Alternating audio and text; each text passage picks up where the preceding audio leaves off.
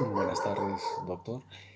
El presente trabajo que se me ha asignado es los errores más comunes en los trámites notariales de la constitución de una SAC y una SRL y de la modificación del estatuto. Primer punto. Constitución de una SAC y una SRL. Antes de dar paso a los errores más comunes que se presentan en una notaría para constituir una SAC y una SRL, primero debemos saber cuáles son los requisitos para poder constituir ese tipo de empresas. Los requisitos serán los mismos que deberán cumplir cada tipo de sociedad, los cuales son DNI, realizar la reserva de nombre, de ser el caso, señalar cuántos accionistas y gerentes serán, indicar hasta dónde abarca las facultades del gerente general, consignar el objeto social de la empresa, establecer el capital social y señalar cuánto se valoriza cada acción o participación, señalar si el capital social será en bienes dinerarios o no dinerarios. De ser en bienes dinerarios, se tendrá que aperturar una cuenta a nombre de la empresa, y si es en bienes no dinerarios, tendrá que presentarse la valorización contable de bienes. Cuando no se cumple con estos requisitos, se suele cometer varios errores, entre los cuales a nivel notarial suele ser frecuentes unos más que otros, ya sea porque ignore el usuario o sea mal asesorado, pero, pero el respectivo profesional de la notaría será quien pues le oriente en este aspecto. Por lo tanto, para el presente trabajo tenemos los siguientes eh, errores. Primero, la reserva preferencial registral, llamado también reserva de nombre. Muchas veces los usuarios consideran que es obligatorio realizar el tipo de acto previo antes sonar, para efectos de poder constituir una SAG o una IRL. Sin embargo, el artículo 10 de la Ley General de Sociedades no impone que sea obligatorio su cumplimiento. Por el contrario, se desprende que es un derecho facultativo que tiene toda persona que participe en la constitución de una sociedad, pero cabe señalar que es recomendable que realice este acto previo por un tema de seguridad de estos mismos, ya que puede pasar que una vez elevado a escritura pública la constitución de empresa y esta a su vez emitida el parte notarial para presentar los registros públicos, el registrador observe la razón social de la empresa que consignaron los socios. Probablemente por existir otra empresa ya escrita con este nombre o una reserva del nombre vigente. Ello conforme con el inciso A del artículo 24 del Reglamento de Inscripciones de Registro de Personas Jurídicas.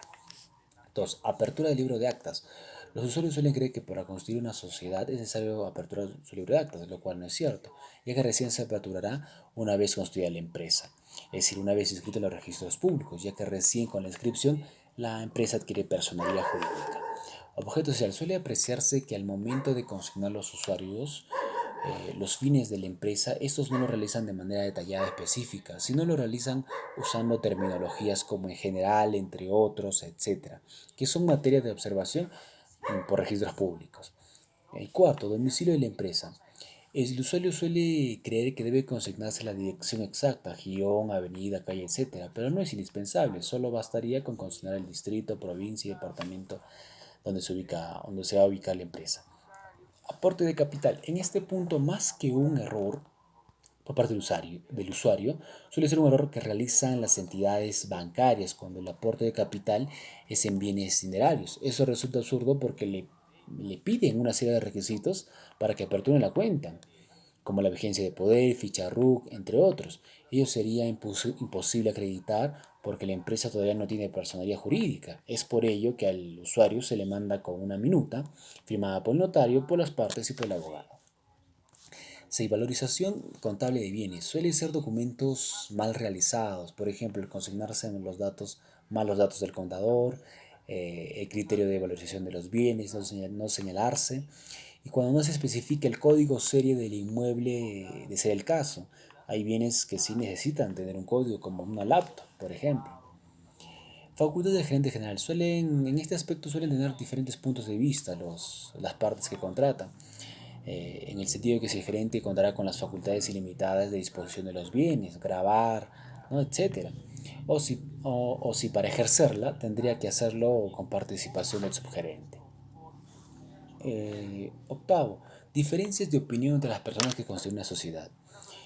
Se suele ser bastante resaltante ese aspecto, porque no solo tal vez en las facultades de gerente general suelen debatir, sino entre otras actos, ¿no? Como por ejemplo, pues, eh, no el quién va a ser el gerente general, quién va a ser su subgerente general, cuál es el objeto de la sociedad, ¿no? El capital, etcétera, etcétera, etcétera. Y como noveno, distribución de las acciones o de las participaciones. Consideran que la distribución de las acciones o participaciones serán criterio de ellos, lo cual no es del todo cierto, ya que la distribución de las acciones o participaciones será de acuerdo al aporte que realice cada socio, ya sea el aporte en bien dinerario o bienes no dinerarios. Décimo, directorio. Se aprecia que cuando se constituye una sociedad integrada por tres o cuatro personas, quieren establecer directorio para constituciones de empresas cuando sus accionistas o participaciones deben ser mucho más, ¿no? Es decir, ¿no? Pero para el presente caso no sería indispensable. Es decir, que un directorio será necesario cuando se hable de bastantes accionistas, ¿no? Y no cuando se trate de pocos. Debemos tener en cuenta pues que incorporar un directorio es facultativo. Y como último tema, como último punto, mejor dicho, error relevante, es elegir un tipo de sociedad inadecuado. Muchos vienen con la idea de constituir una SAC, pero los requisitos que presentan es una IRL, o, ¿no? Y muchos se confunden y cuando estamos en esta situación, pues orientamos pues a las partes. Segundo punto, modificación del estatuto de una SAC y una SRL.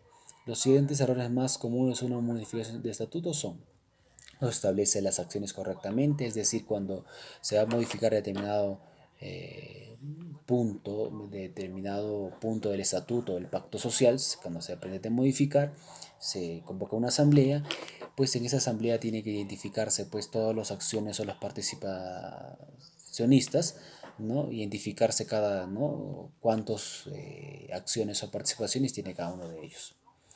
Segundo, la convocatoria suele realizarse por el presidente del directorio y no por el gerente general. Muchas veces suele confundir que el presidente es quien convoca junta o asamblea y no, y es el gerente general. No se designa quien preside y hace de secretario de actas, ¿no? Ese es otro error bastante relevante que se aprecia. Cuarto, suele efectuarse la asamblea o junta en diferentes libros de actas, es decir, si la empresa cuenta con un segundo libro de actas, lo suele realizar en el primer libro de actas. Y como último, consideran que las transferencias de las acciones de una SAC son en materia de inscripción a registros públicos, lo cual no es cierto. Lo que sí son las participaciones de una SRL que sí son materia de inscripción. Bueno, doctor, eso sería todo mi aporte y mi presente exposición. Gracias.